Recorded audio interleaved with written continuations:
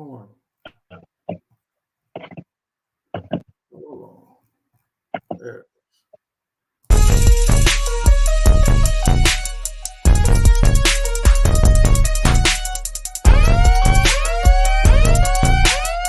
And the keys, tempo, they time, let's go.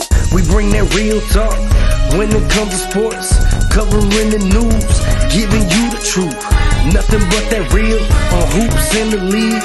All things NFL, we don't miss a thing. Getting with the coverage, we loving it all day. Picking up the news, tell us wherever the ball lay. With the NFL, NBA, they box so. Sports news in the hands of a man with fair takes. Tell them, coach, statistics and realness that's being spoke. Either headed for the win or they hitting the goalposts. Either way, we woke up to the news of the day. Any kid he could call it, he like to talk it out with Ray. Fast breaks down the lane, they better move out the way, or they pulling from perimeter. Curry bury the trade, yeah they got it. Woo! Duval with the hottest, Chris and Dev like the master, and mix it up like it's Logic being modest. They been looking for that real, trying to get it feel. Sports podcast, they running back on the real. That's a steal, yeah. They never sick, but they ill. Real sports talk going, deliver signed and sealed. We bring that real talk when it comes to sports, covering the news, giving you the truth. Nothing but that real on hoops in the league. All things NFL, we don't miss a thing. What's up, everybody? Welcome to Real Talk. That is Mondays and Thursdays, live on Facebook and YouTube. I know you're used to having me, my guys Dev, Chris Brown, not the singer, and Ray Bond. But I got a couple of guests that are filling in for me. One of my guys, I got to introduce him first. We go way back. Actually, we're gonna start the show with him. We go way back to the New York days, back to hooping on the blacktop. This guy, he really, he's one of those unsung guys in terms of New York ballers that doesn't get his just due.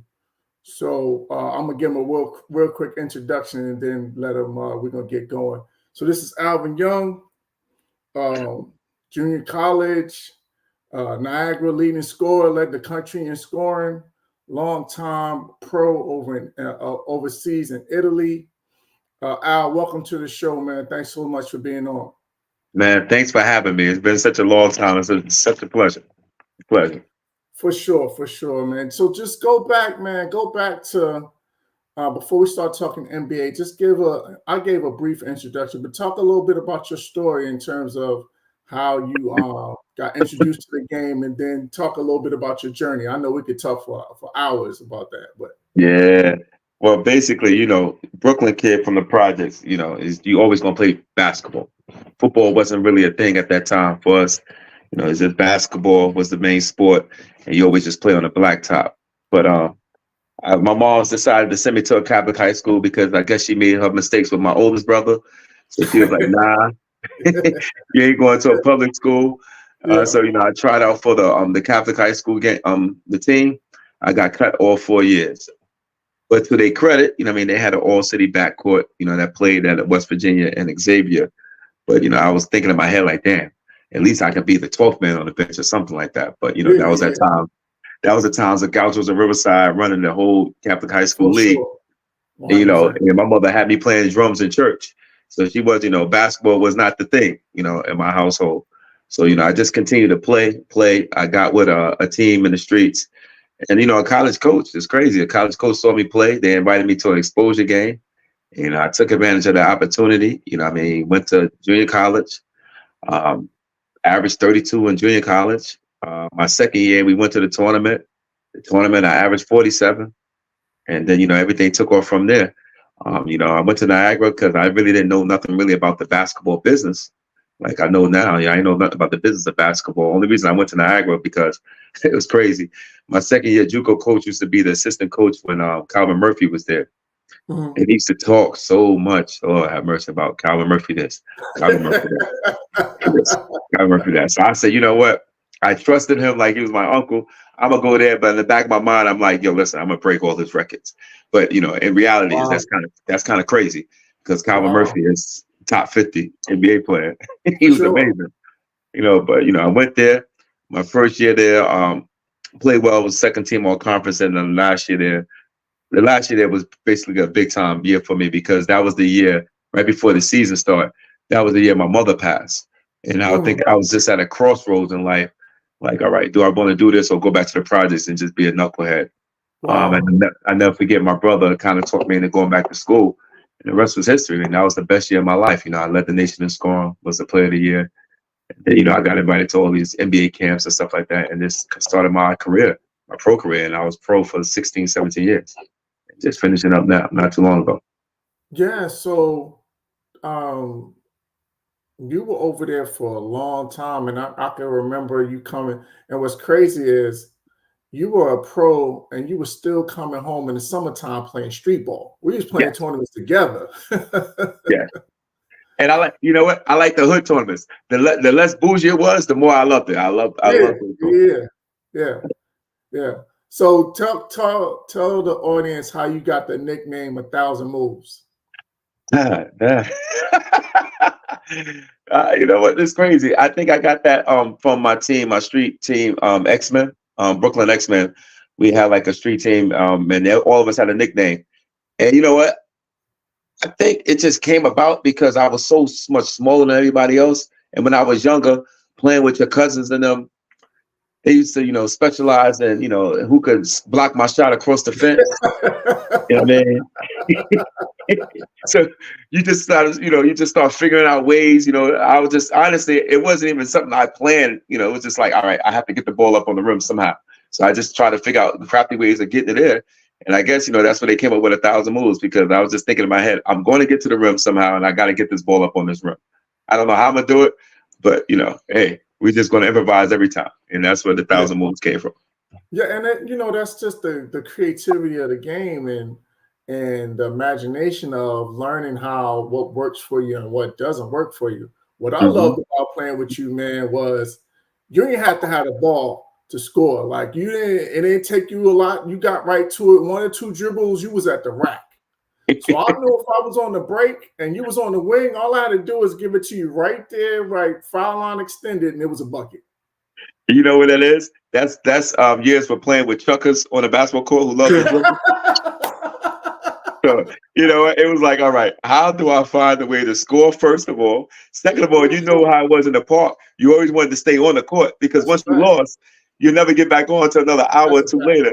So it's like, all right, how do I get these guys to want to play with me, and how do I stay on the court? Oh, fine. Rebound and run the floor. The less dribbles, the better, because now I can let you shine, and you just pass it to me. You look like Jason Kidd, and I can score the basket. This works. 100%. So look, man, talk about, you know, we was talking earlier on the phone, but tell everybody what you're doing now with Overtime Elite. All right. Well, the opportunity came about. I have a close friend of mine. He's coaching the OSL Jelly Fam team for Overtime Elite, and he kept trying to bring me into the boys basketball. And at first, I was like, I really don't have the time. I'm a little burnt out. But this year, you know, for some reason, I was like, you know what, just give it a try. So, you know, I started being the assistant coach there with him. And honestly, coaching is just such a different animal. Even though I was older than him, you know, I get a chance to really sit back and watch and learn and see how he motivates his kids. And, you know, the Overtime Elite League, man, when you go down to Atlanta, like it's a different animal.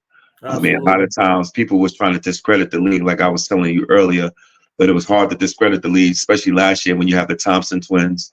Then you have players like Rob Dillingham coming out playing well. Right.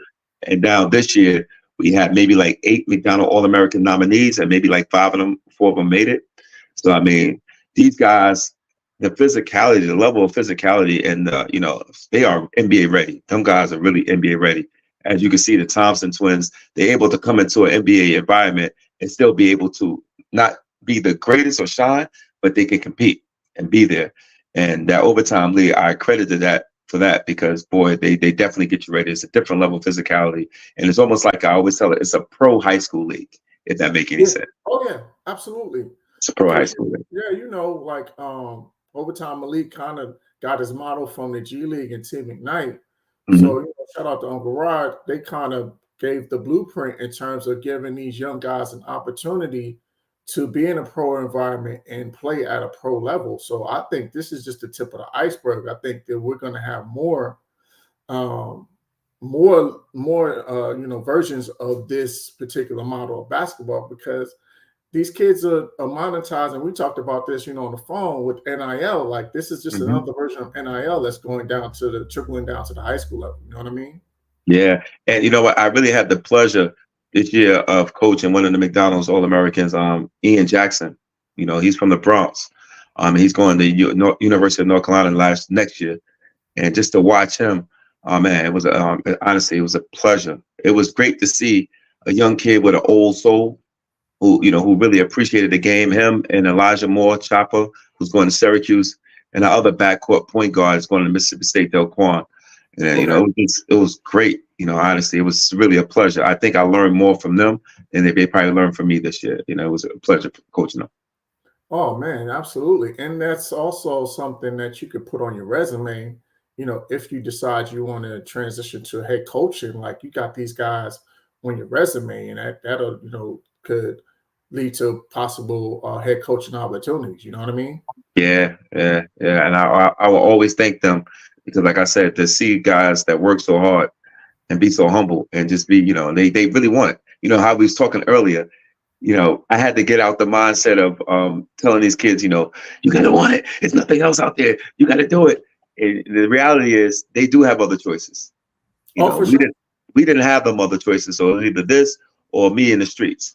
But for them, it's something totally different. So, the motivation is totally different. And I definitely respect the drive. Yeah, and I think the most important thing is that we learn there's more than one way or more than one method to be able to motivate kids. And it challenges you as a coach to figure out a different angle or a different approach to be able to get these kids to buy in. Like, to me, that's you proving yourself as a coach. Yeah, and I definitely agree. And for me, just as a person, I feel like I want to learn something new every day. And I don't mind humbling myself just to sit back, because I want to learn. I just think if you feel like you know it all, then what's your purpose on earth? I mean, what are we doing here? So I have no problem. Like I said, I used to sit there and I learned back from my friend. I just watched how he motivate and his tactics and stuff like that, because obviously he added me to his team so I could give him something. But, a lot of times I was just absorbing what the kids and what he was giving me.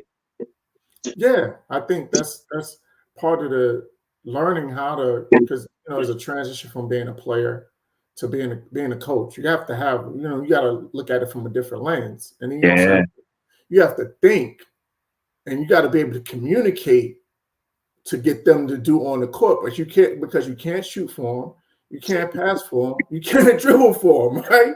So you got to communicate, with your mouth what you want them to do on the court. To me, that's the biggest challenge. Yeah. It's so hard, because some of the things that come natural for you because it's you, right, it's not going to come natural for them. And I think that's why a lot of good players struggle, because we just think that's the norm. But I told them it's not the norm to be at a pro level. Otherwise, everybody would be there. It'll be easy for everybody to obtain it. So, your mindset and the way you go about it is totally different. And I always tell the kids, your ability gets you in the gym. Your mentality keeps you there. The mentality is going to give you the longevity. That's really good. You got to say that one more time. That's really good. Yeah. Your ability gets you in the gym. Your mentality is going to determine how good you're going to be and how long you're going to be in the gym. Most definitely. Hey, I'm still in that one, using that with my kids.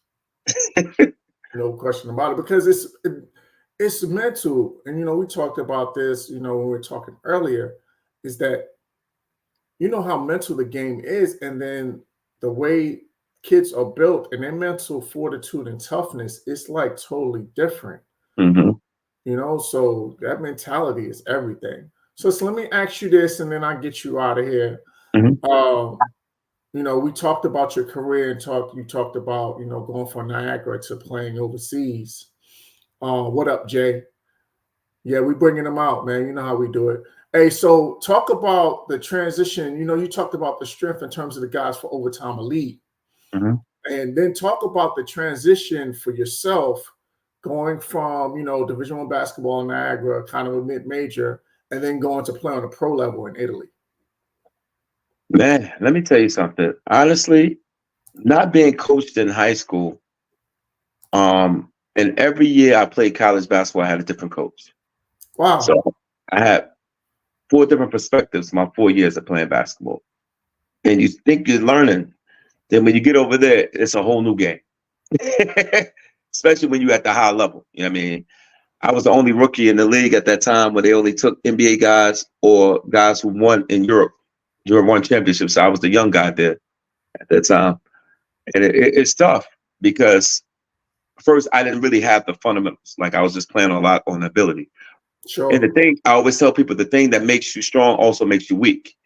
Because my stubbornness and believing in myself got me to the level, but also it kind of hurt me a little bit with coaches because when they tell you to do something different and you don't believe it, it's like, no.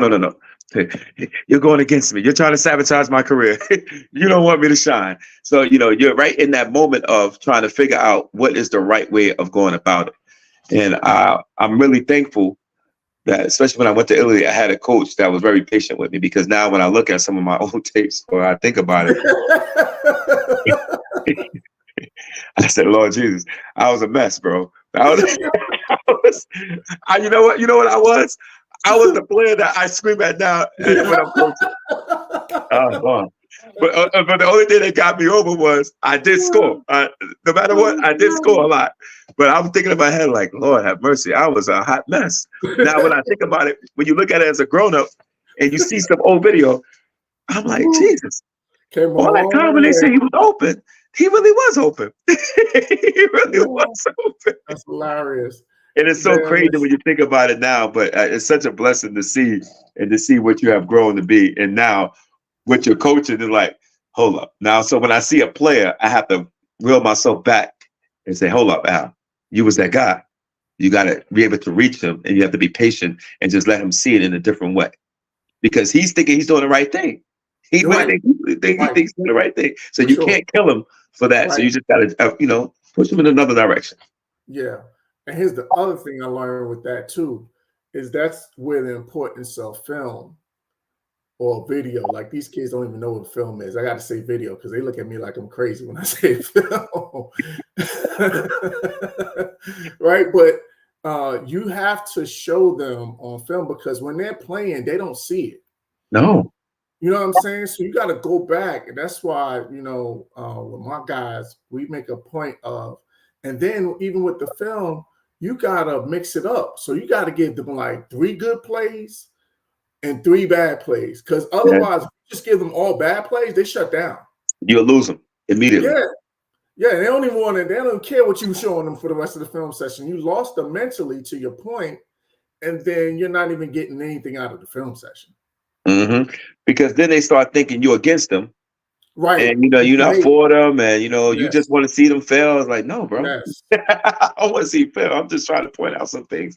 But like you said, but with anything, well, we have to realize as coaches, with anything, you accept discipline from your parents because they show you love, and then they discipline you. So it's the same thing in coaching.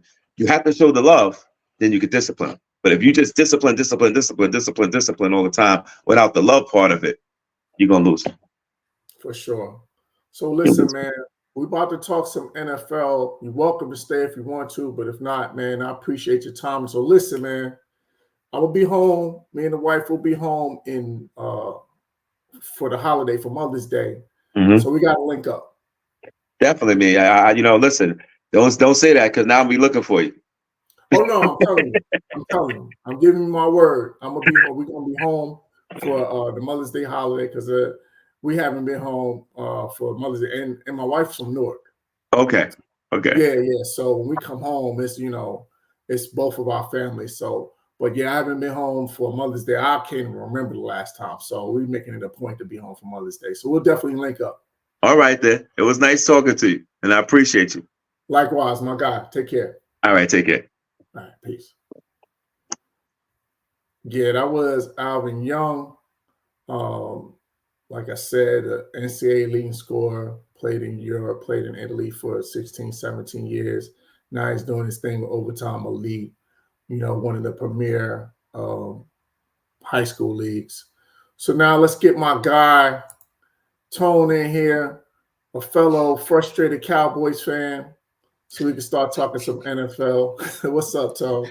I got some bad news for you, Kenny. I had to renounce my fandom as a No, Cowboys fan. wait a minute. See, I had to had do some it, bro. topics, but we got to start there. I had to Come do on, it, talk to bro. me.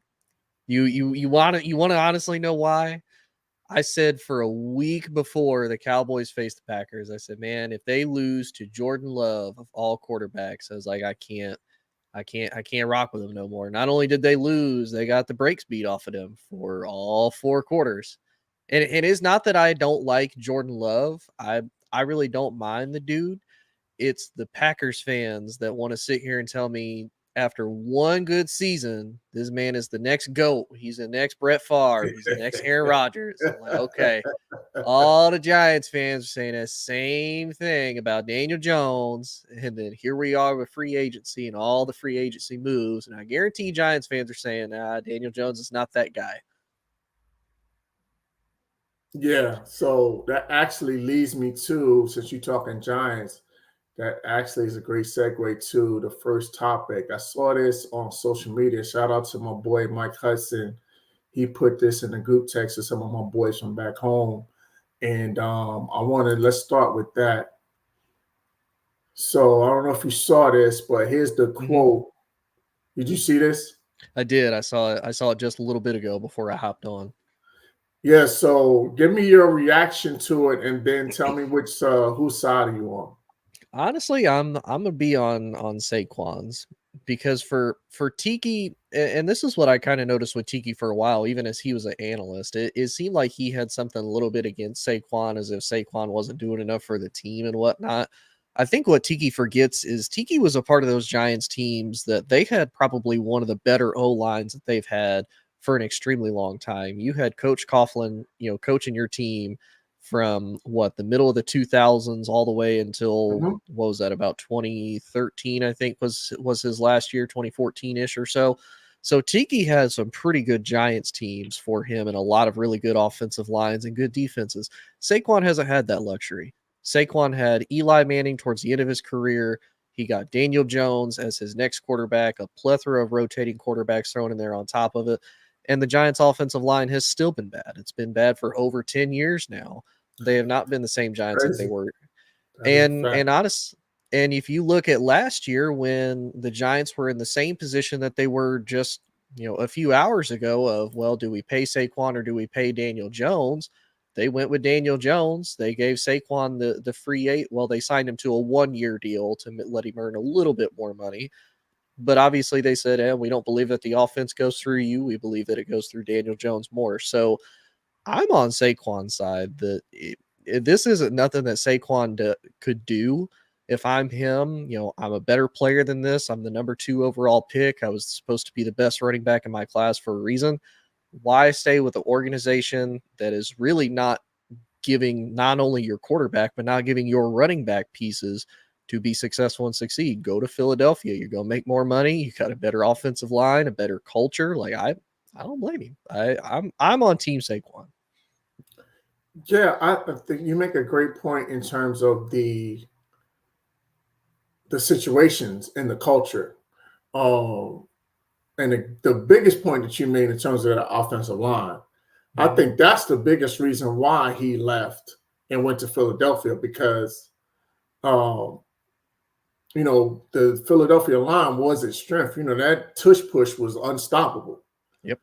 And, that was, that for him, he's basically been he's been like the Barry Sanders of his generation, in that he hadn't had the surrounding cast. He always had a suspect O-line. So he had to make miracles every time he touched the ball. You know what I'm saying? You want to know what it kind of reminds me of? It reminds me, because he's about the same age and whatnot, it reminds me of what happened with Christian McCaffrey. I mean, you look at with him with the Panthers, he was solid, but for sure. he kept having to get hurt because he's doing the same thing as Saquon's doing. He's the only true weapon that they had on the team. He's got no O-line, and like you said, he's got to try to make magic happen.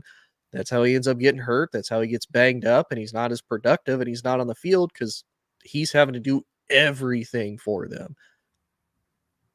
Yeah, I think it's honestly going to be a better situation for him. And I think we'll see the rookie version of Saquon Barkley because he won't have to carry as much of a load. Mm-hmm. And then that running game, that RPO with him and Jalen Hurts is going to be something serious. Yeah. And think too, he's got probably the best quarterback that he's going to be able to play with in the NFL in his current part of his career. He's got 2 offensive wide receiver studs on either side of the ball that can block for him. And he's got a solid tight end in Dallas Goedert. He hasn't had any of that while he was in New York. The best wide receiver he's gotten to play with was OBJ. And that was right before OBJ got traded to Cleveland. Right. They barely had any time together. Mm-hmm. I think that might've been his rookie year. And that was the year where he went off. Mm-hmm. You know what I'm saying? So I think you're better when you have a great supporting cast on you. Because we saw that, to your point, with McCaffrey. When he got to San Francisco, like he just was freed up, and you saw how productive that he was because he wasn't getting keyed on by defenses. It makes a difference. Yeah. So let's, we talked about the Giants in terms of what they done. Let's get into the rest of NFL free agency. In terms of the signings, we had a lot of signings happen today. We had a bunch of big names that are moving and changing scenery and things of that nature. So tell me which move you like the most, and then which move you like the least. Can I give a real quick shout out to the greatest businessman I have ever seen in NFL history? Hey, Jerry Jones. No, not Jerry Jones. Whether it's his agent or it's him, Kirk Cousins has got to be the greatest businessman in the NFL. That man best. The GOAT. He got a 4-year, $180 million contract with the Falcons with $100 million guaranteed. He's getting $90 million this year, and he gets $10 million next year. Greatest businessman ever. The greatest. Like y'all, like I don't care if you like Kirk or not. Hands down. Like people can't deny that. I do like that though for the Falcons, even though I'm going to say this. I have a love-hate with it. I like it because now that immediately puts them as having the best quarterback in the division. No offense to Baker Mayfield, but you get Kirk Cousins now, albeit you're not going to get him until probably about close to middle of the season, but it gives Kyle Pitts finally a reliable quarterback to throw to him. Drake London, you've got Bijan Robinson. So 3 of their top draft picks that they've used. They've got a great O-line. Defense they need a little bit of help on, but other than that, I think it's a great move for the Falcons. I think it puts them in the position, okay, they can finally at least be in competition for the playoffs and be a truly viable team coming out of the NFC South. Because last year, as we saw, it was just whoever can get to the finish line basically wins, because that was a bad division last year. Oh, yeah. Yeah, but I think what you said is really – I think that the Falcons, while Kirk Cousins is not an elite quarterback, he is a solid quarterback and a veteran quarterback. And you got those young pieces there in terms of Bijan Robinson and Kyle Pitts and, Drake London. So having a veteran quarterback and experienced quarterback with those young guys, it could be a good combination. My only concern is that whenever you have expectations for Kirk Cousins, he lets you down. Yep. So, and we know how hungry the Falcons fan base is for a championship ever since they lost that one to Tom Brady and the Patriots. So, my only concern would be if I was a Falcons fan is am I getting myself set up? Yeah, we know, as an ex-Cowboys fan, how you get your hopes up and then the team just lets you down. So that would be my only concern if I'm an Atlanta fan. Here's my real question though. now it makes me wonder, what do the Falcons do as far as the draft goes? Because do you go try and get Kirk another weapon? Do you try to shore up the O-line? Are you trying to get somebody on defense? Or are you still trying to go for a quarterback of the future to sit behind Kirk and say, okay, we got at least 4 years with Kirk. You can sit back, kind of learn. There's no pressure. We'll have potentially more guys in here. That's kind of my big question for them is, what do they do now draft wise? Because I almost had them for sure either trading up or potentially getting a quarterback like a Bo Nix, like a Michael Penix, or even a JJ McCarthy, kind of about middle of the first round. Yeah, that's an interesting dilemma that they have. I think if there's a choice that you had to make, if you had to make a choice, I believe you have to go offensive lineman, because Cousins he's already immobile as a quarterback, and he's coming off an Achilles. Mm-hmm. So those two combinations leads to basically a statue or sitting target. So you need to have a solid, if not a solid, you need to have a good to an exceptional offensive line that's going to give him time to be able to to operate in that pocket. Yeah. Now, so that's the one you like. So tell me, well, I'll tell you the one that I like the most. Okay. I think the one that I like the most is, and I'm gonna show Ray some love. Ray, shout out to Ray Bond. Is I like the Commanders move. I like the Commanders move of bringing in Eckler, because you got yourself a number one running back, and that's no disrespect to Robinson, who had a really solid rookie year, out of Alabama. But you have a proven commodity in terms of Eckler being the number one. You put him with Scary Terry. Now the jury's still out on whether or not they have a quarterback, but you got the second pick so that you can get yourself a franchise quarterback. So if you do that and you get it right, you have a big three to really be able to compete in what has been, let's be honest, the NFC East. Everybody takes turns winning the division. Like there hasn't been a repeat winner of that division in I don't know how many years. Since 2004, it's been 20 years. I didn't even realize it had been that long. So that's 20 years. So, you make the right moves, you can definitely, turn this thing around. So that's the one that I like the most. I agree with you. I do like it because it gives them a really good option for not only a good running back, but a good pass catcher out of the backfield. Yes. And I do agree. I do wonder what they're going to do with the second overall pick. Me being biased, I say they should go for Jaden Daniels if they want to get the best quarterback out of the draft, because I'm going to be honest, I'm not the biggest Caleb Williams fan. Obviously, he's also going to be gone off the board. I like Jaden Daniels just because of the dual mobility. He's a great pocket passer, but I don't want to see my LSU Tiger and his career die in Washington, unfortunately, because we all know that's probably going to happen, just being honest with you. But I think that I could also see them going for Drake May, which I'm going to be honest, and maybe you know a little bit better than I do, but I do not see the hype in Drake May. Like I looked at some of the stats. I've looked back at some of the wins, some of the not wins. He's only competed for the ACC championship once against Clemson, and he lost. Other than that, I mean, he's kept them above middle of the pack, but I'm like, I personally just don't see it as an NFL prospect, me personally. But hey, I could be wrong. We've seen guys be great in college and then absolutely flop in the NFL.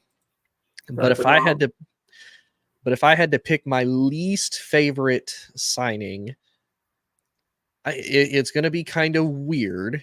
And I don't know how you feel about it, but it's actually going to be down in your area of Florida.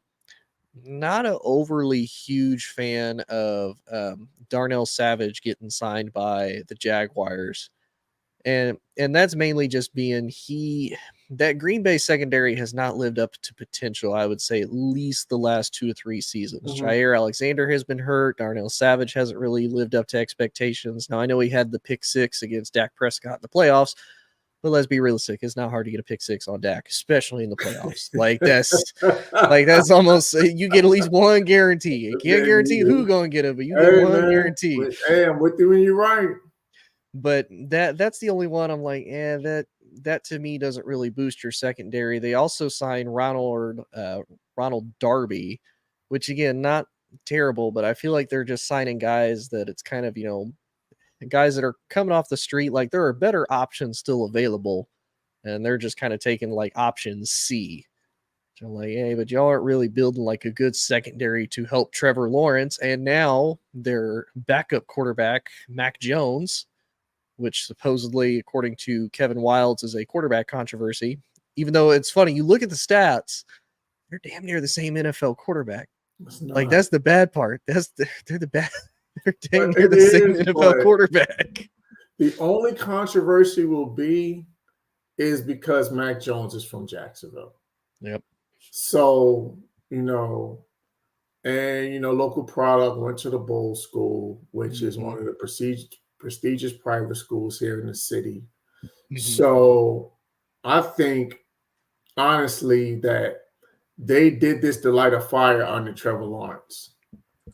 Because basically now you're saying that, look, you didn't have any threats to anybody, any threats to your job since you've been drafted at the number one position. Mm-hmm. Excuse me, you're coming off of a disappointing season where it looked like you kind of took a step back and the team floundered going, down the stretch.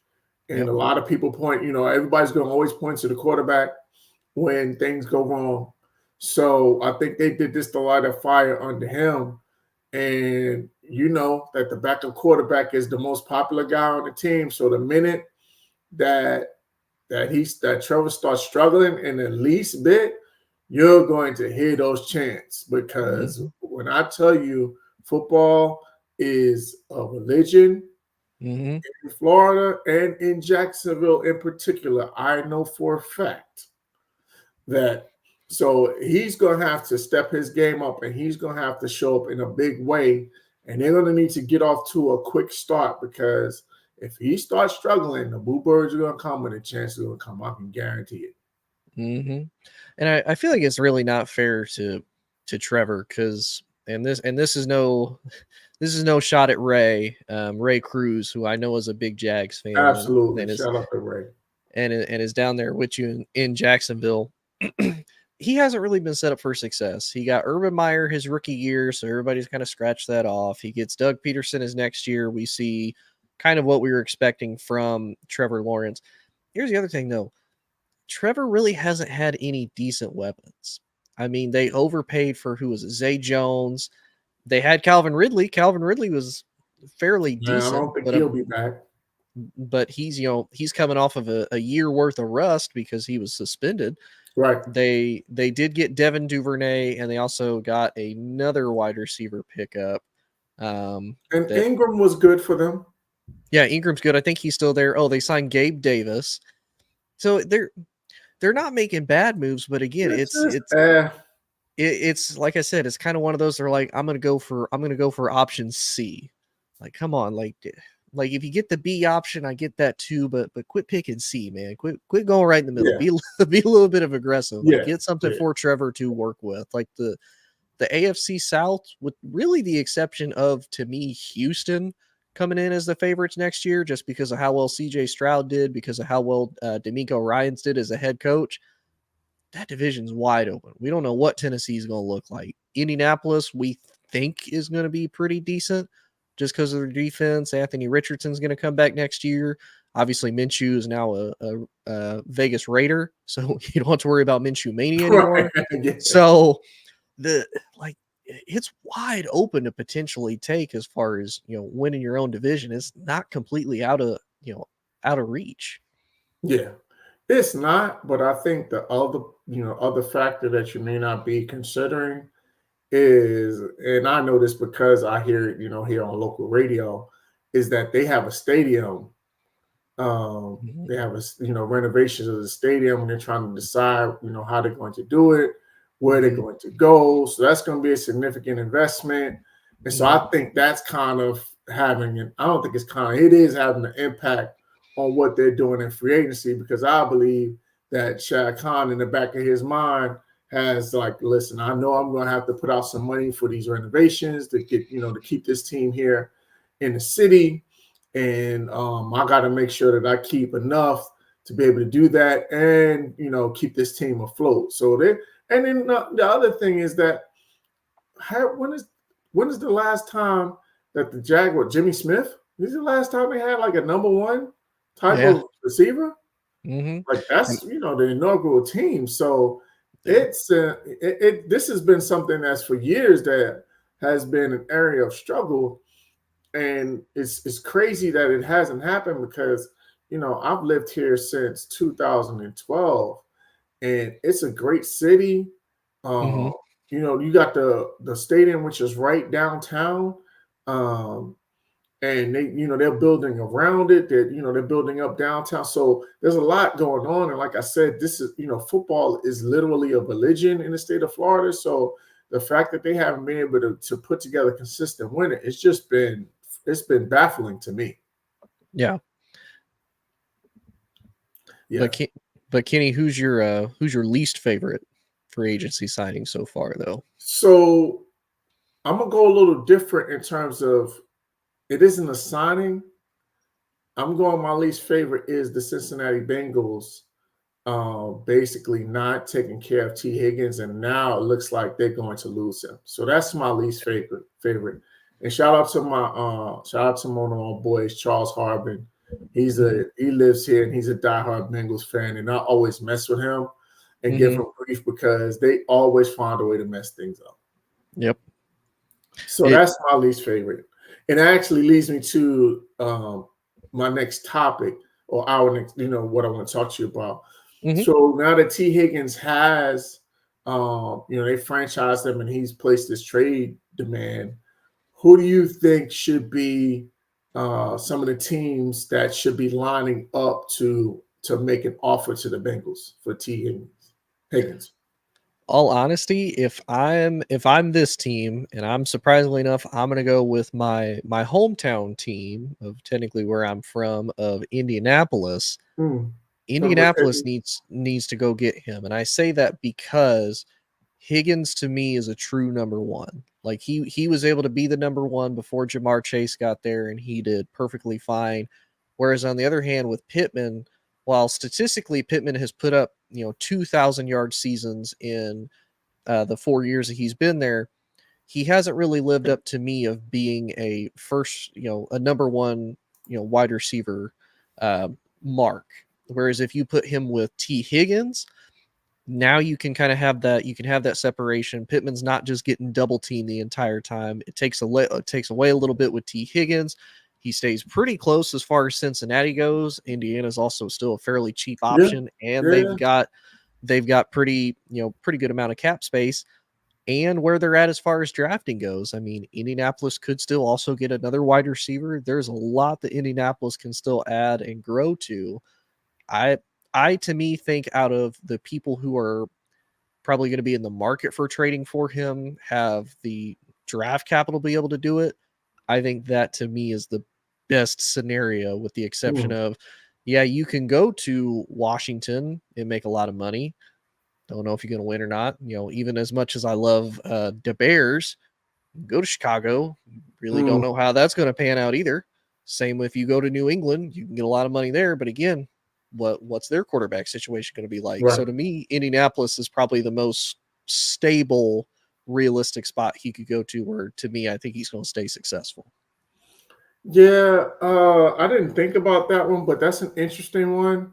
The only thing is if he wants to be a number one, they just gave Pittman that big contract, so I'm not sure if they can afford two, number one salary type guys. So that would be the only challenge with that one.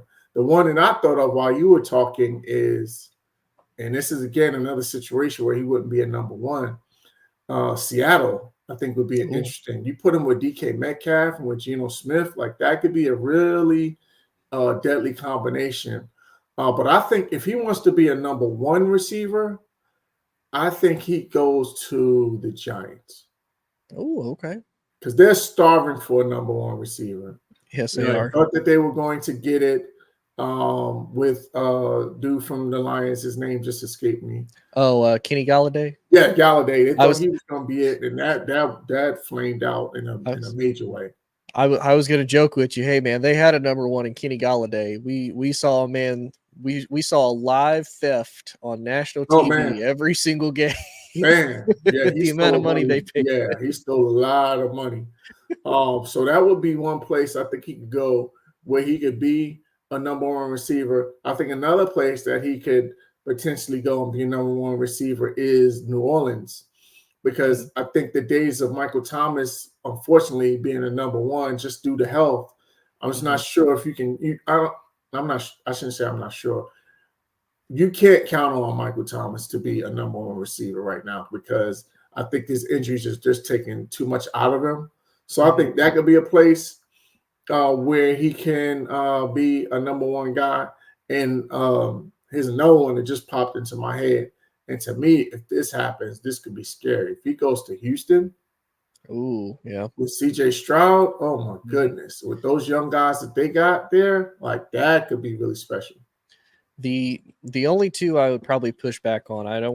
I don't think Seattle, only because not only do you have DK, you still got Yeah. Tyler Lockett, who while Tyler's Oh, yeah, not who that's he right. used to be, Yeah, true.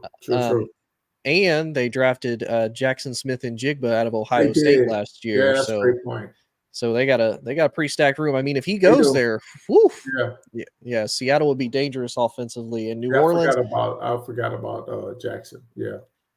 New Orleans, I do agree, because I did see a report that they're potentially going to cut Michael Thomas. They've still got Chris Olave, but I mean that'd be a solid 1-2 punch for Derek For Carr sure. as far as like Chris Olave They're and relatively young too. T Higgins. Yeah, very young team. But I do like Houston though. You think pair him up with what's the kid's name?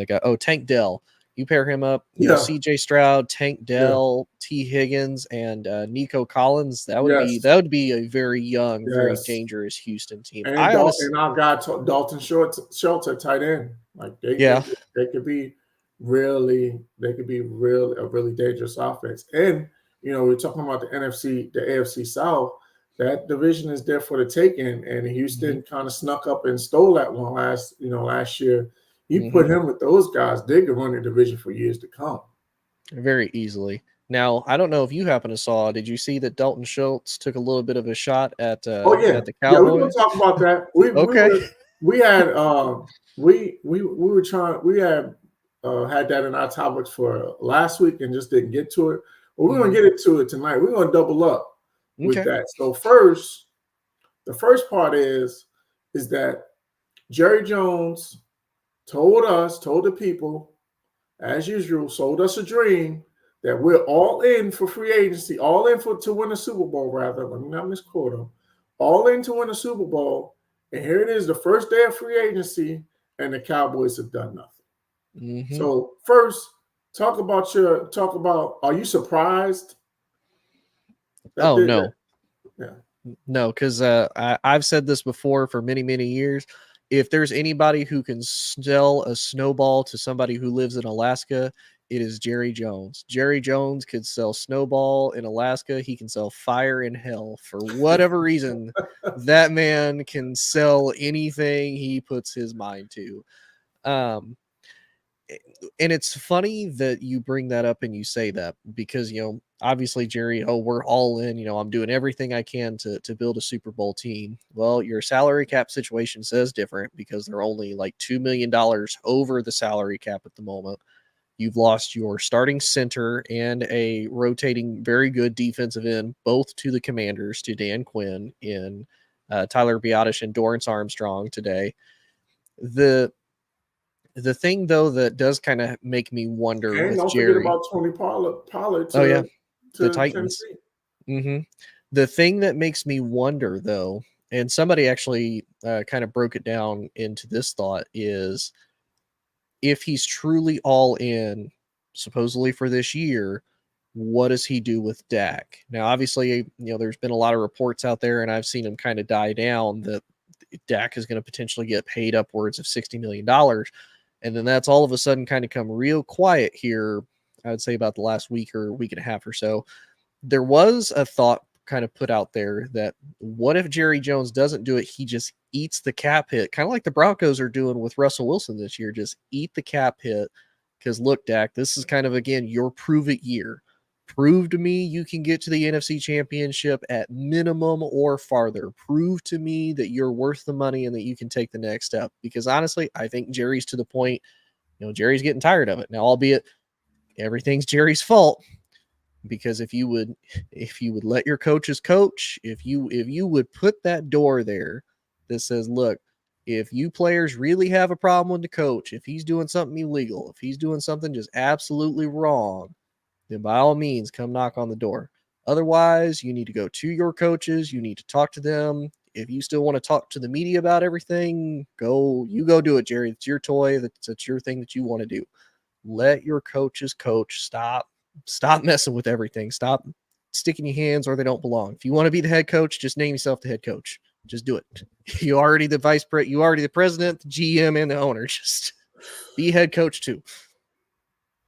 Yeah, I said this last week, and I'm going to say it again. We will never win another Super Bowl until Jerry Jones retires. Yes. Until he steps aside, turns it over to Stephen Jones, and gets out of the way, we're not going to win a Super Bowl. So I understand why you jump ship. I get it. Mm-hmm. I get it, because it's just the same thing over and over again. Like he tells us, to your point, he sells you a dream, and then when it comes time to put up or shut up, he doesn't do anything. Like for this past season, I said this last week, we had a glaring need at linebacker.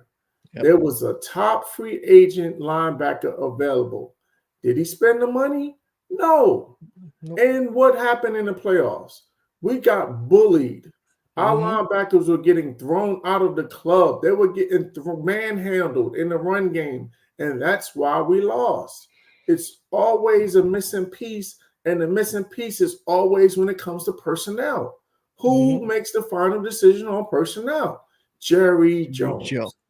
Here's two things I want to add to that too that aggravated me last year. The lack of discipline. And the lack of discipline that has been an issue ever since Mike McCarthy has been there. What has the Dallas Cowboys been? Back. They've been like one of, if not the most penalized team. And it's not even them, they just hate the Cowboys. No, you go back and you look. Nope, that's a hold. That's a hold. That's a hold. Like all of them. I'm like, and it's not getting fixed. It's the same with Dan Quinn on the defense. It's the same with Mike on the offense. The whole team is just absolutely undisciplined. And the thing that honestly made me jump ship the most is the fact that they lost to the Packers, because that's the other bad part. Jerry not only sells you on a dream, but then when you look on the field, you look at stats and you watch the players play in the performance, I would say about 50% of the time, if not more, the Cowboys have a significantly better roster than the teams that they're facing. It's only a handful of times. Like if you look at San Francisco, you can give the edge to San Francisco. You could maybe even give the edge to Philly a few times, or not. But it's like, he comes into Green Bay. It's a young team. You should have the better quarterback. They have the better running back. You can make the argument on O-line is 50-50. You should have the better wide receivers in Lamb, in Gallup, in Cooks. You should have the better tight end in Jake Ferguson, who I really liked. You should have a better defense. And you get absolutely crushed like nothing. Like that to me is really what kind of hurts. Is it's not just him selling the dream. It's the team is talented enough to do it. But again, like you said, they're not filling needs that they need to fill. Now, I don't know if you were talking about Darius Leonard, who I'm going to be honest, I wasn't upset that they didn't sign him, because when we saw him play for Philly, I don't know if it was just Philly's downfall as a whole, but. Yeah, that was one. And there was somebody else that was out there too, that I wanted to see happen. But the point is that it's like the movie Friday, where they talk about, man, you always missing something. You got peanut butter but no jelly. You got Kool-Aid and no sugar. Like we're always missing that key ingredient that keeps us from getting over the top. And I'm in terms of Dak, I say you roll the dice, because I'm tired of him. He's another one. I'm tired of hearing these excuses when we come up short. Like it's enough is enough. Like you gotta advance past. You put all this pressure on McCarthy, which was another thing that had them all playing tight because you got on the radio the week of the game, running your mouth and putting pressure on these guys, and they didn't perform. So, but with that, I believe that you have to do the same thing like you did. Let him dangle, let him be that lame duck, and you got everybody's a lame duck. For me, nobody's safe. McCarthy's in his last year, Dak's in his last year. You let it ride out, and if it don't work, you start from scratch. You get rid of Dak, you get rid of McCarthy, and you blow the whole thing up. Yep. And honestly, I don't think that Jerry's built for that. That's why he's saying that he's all in for this year, because he knows that if this doesn't work out, they're going to have to blow it up and start all over.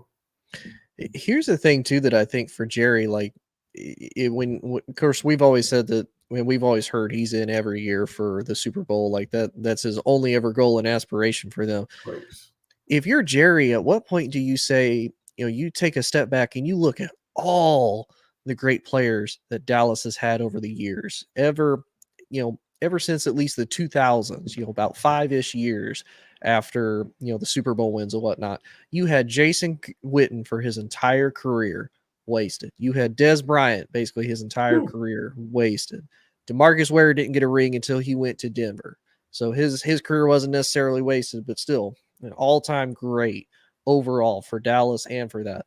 You look at Zach Martin, a future Hall of Famer, wasted. Tyron Smith, injured, wasted. Travis Frederick, unfortunately, had to retire due to the Guillain-Barré syndrome. Career wasted. All of these great players that have come through in Dallas. This goes on and on. If you're Jerry Jones, at what point do you kind of sit back and say, maybe I'm the problem? Because, Dallas has had a number one offensive line for what? Like 4 years in the span of the 2010s there. One of the best offensive lines, best weapons. Like you can't do much more. And honestly, it's kind of a slight against him. I forgot all about Tony Romo, with the exception of him throwing interceptions at the end of the flipping game every damn time the game was on the line. But still, like that, like at what point, if you're Jerry, do you not sit back and say, I've had so much good talent. I've paid the absolute best for everybody, and it's not doing anything. What am I doing wrong? Like, now I do have to ask, since you're still the current Cowboys fan, I am formerly known as a Cowboys fan. Do you want Bill Belichick as your head coach? Because you know that connection's there. Jerry was flirting with it in the offseason. Look, I posted during the playoff game, and you can go and look at my Facebook. I posted, Jerry, gas up the plane, go to Boston, and go get Belichick now. I've had enough of this guy. Because if there's one thing that we know about a Bill Belichick team, is when he has the talent, they're going to always be prepared. Part of being a coach is preparing your team to be able to play. That team did not look in any way, shape, or form like they were prepared to play a playoff game at home. And to me, that is the biggest indictment as a coach. I'm a high school basketball coach. If my team is not prepared to play, I will not have my job. So how is it that on a higher level, this guy is making hundreds of thousands of millions of dollars more than I am? How is it that your handpicked guy, the last 2 years at home in the playoffs, has been thoroughly outclassed and embarrassed, and then you bring him back? Like, I understand why you were out, because I'm loyal, I think, almost to a fault. Because I'm still the idiot that's a Cowboys fan and still hanging in there, and we haven't won a championship since I was in high school. They're saying, I'm 51 years old in August. So it's like, I get it, man. I get it. Why? Because it's just the same thing over and over again. You say, Kenny, if you want to feel old, I was 1 when they won their last Super Bowl. So if you want to feel the old, I do. I do, but you're as young as you feel. I was out there yesterday at the gym at my school playing some 3-on-3, and now my body is paying for it. But I was out there moving around, so you're as young as you feel.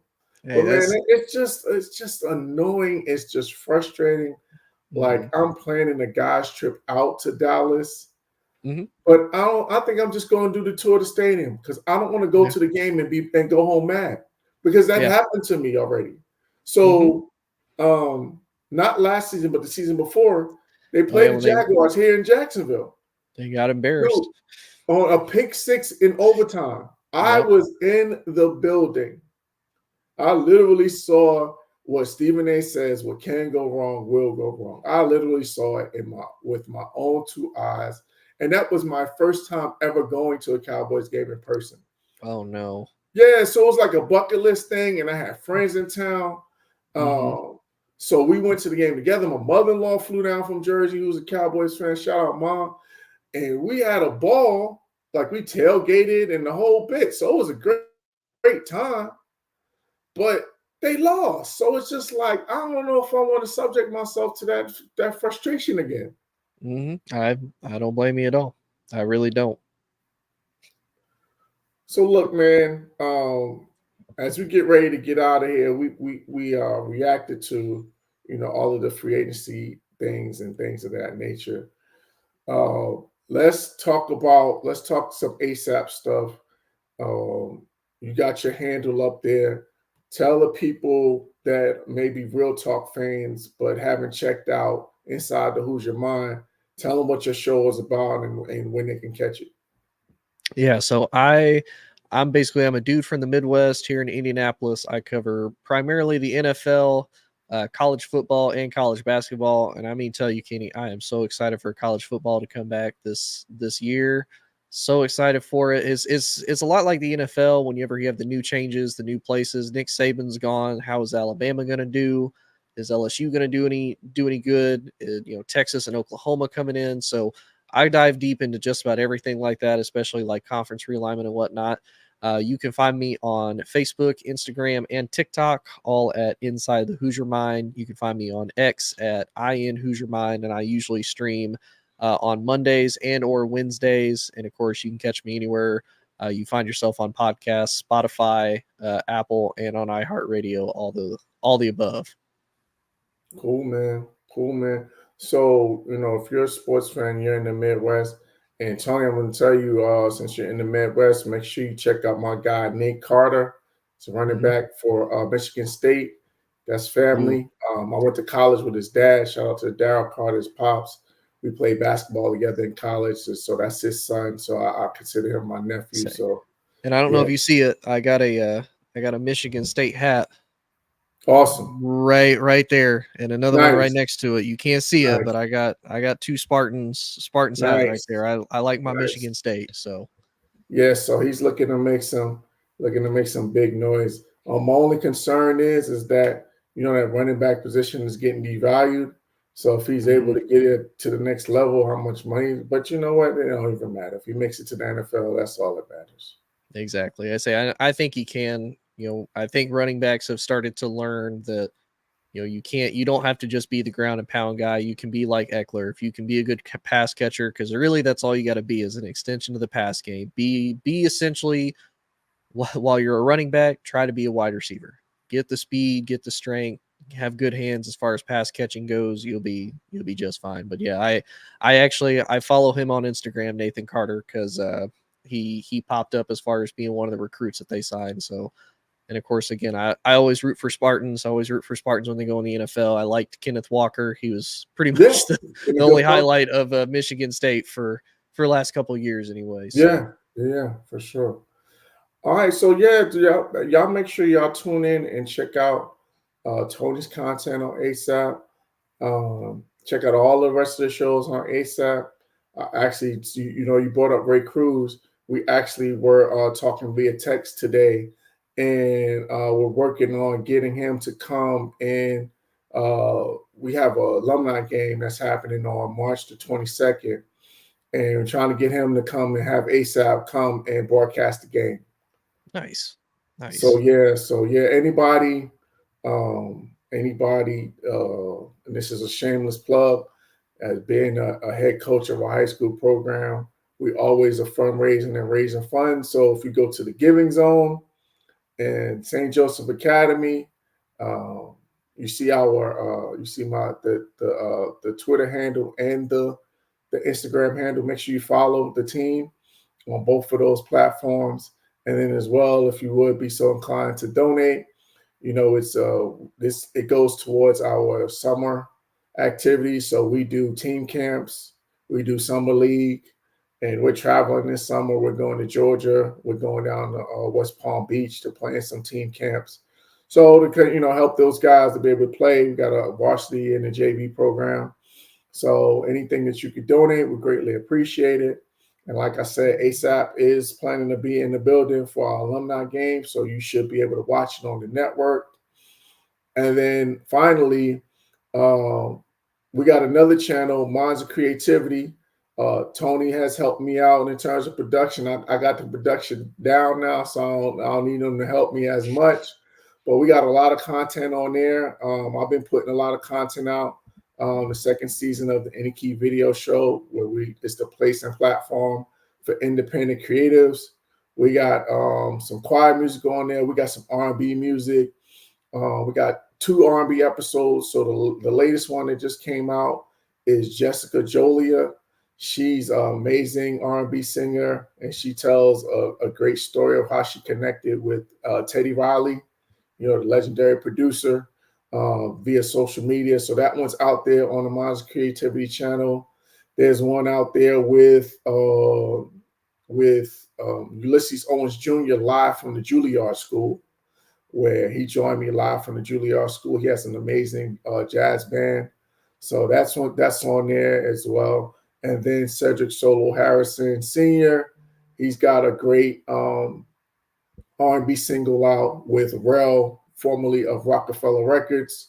So we just giving you a bunch of content, whether it's sports, whether it's music and entertainment. You can find all of that stuff on the ASAP network. So just make sure that you're tuned in. Tone, listen, man, I appreciate you jumping in and filling in. We always listen. You're always welcome to come back to Cowboys Nation. If you change your mind, I'll gladly welcome you in, but if you don't, I get it. Hey, you notice I still know my stuff. I am, it's one of those. It's kind of like a fresh breakup. You don't necessarily hate them right off the bat. You still feel some love. It's one of those. It's like I need a break. Like we gonna take a little break right now. Like you said, Jerry Jones retires. I'll be like, all right, let's try this one more time. Exactly. Listen, let's try this one more time. I'm not even gonna lie to you. I told my guys that I do the show with, I'm an emotionally detached Cowboys fan. I'm just not gonna let in the words of Beyonce, you won't break my soul. Like I'm not giving you that emotional investment anymore. I'm just sitting back and I'm just gonna wait him out until he's gone. I'm not emotionally invested in the Cowboys. Because I ain't gonna lie, man. I don't know about you, but I'm too young to be having as many heart attacks and like heart issues from them. It's like, oh my God, are they gonna do it?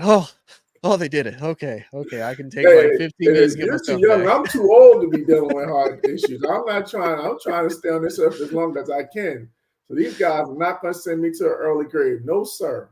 So yeah, that's another part of it. Like, I can't keep doing this. This hurts. I can't keep doing it. Yeah, for sure. So look, again, man, thanks for being on. And everybody will be back on Thursday. Hopefully the rest of the crew will be back with me. But until then, be positive on purpose. Peace.